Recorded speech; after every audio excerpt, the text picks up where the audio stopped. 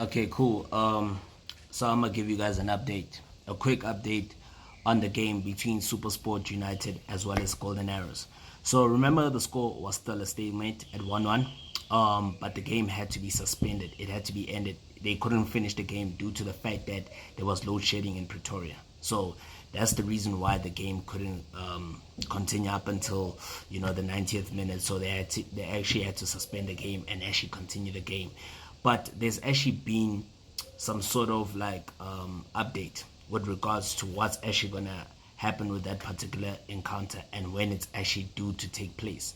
So the Premier Soccer League COO, Professor Ronnie Schloss, he has actually explained why the abandonment of the match between SuperSport as well as Golden Arrows was not continued within 48 hours. I'm also just as puzzled by that, right? So the Betway Premiership match was halted at halftime due to load shedding. When the score was actually 1-1 at the Lucas Masterpieces Moripe on Sunday evening. So look, according to the what do they call this thing, by the way? What do they call it? The NSL handbook. Yes, the NSL handbook.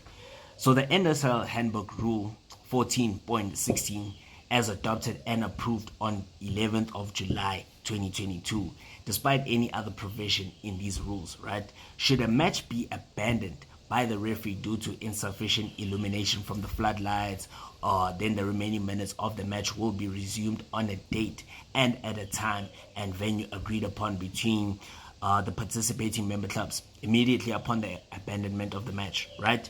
So the agreed date, time, venue must be within 48 hours specifically. Okay, within 48 hours. I remember back in the day, there was a game between SuperSport and Orlando Pirates that took place at the Peter Mokaba Stadium.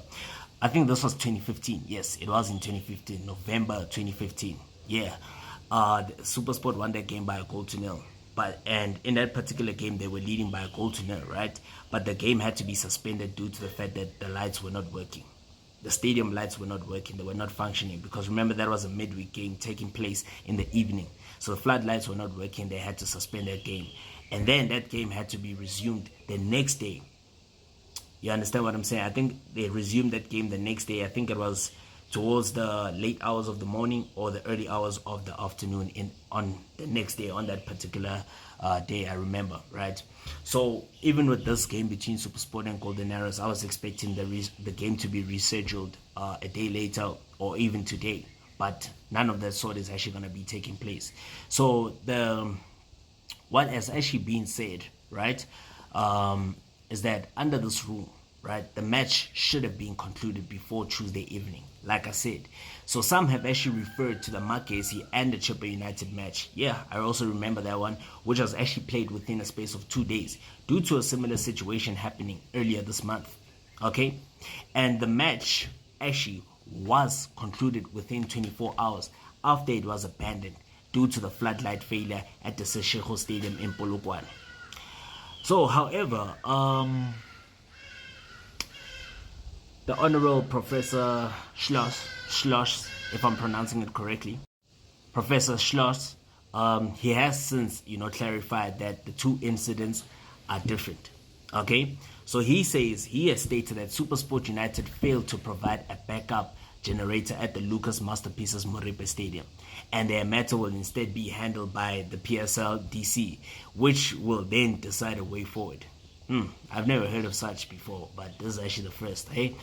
And according to the PSL compliance manual, which is 6.3.2, adopted on the 3rd of August 2021, each stadium should be provided with a generator which has a sufficient capacity to actually provide adequate lighting to the field of play and change rooms, grandstand, VIP facilities, and all other improvements. Okay, so none of that was actually provided on that particular encounter, right? So from that point onwards, that means that look, the game between SuperSport United and Golden Arrows will have to actually await confirmation from the PSL on when that game will actually resume, because due to the disorganization from SuperSport United, this is the reason why the game could not continue within a period of 24 or 48 hours.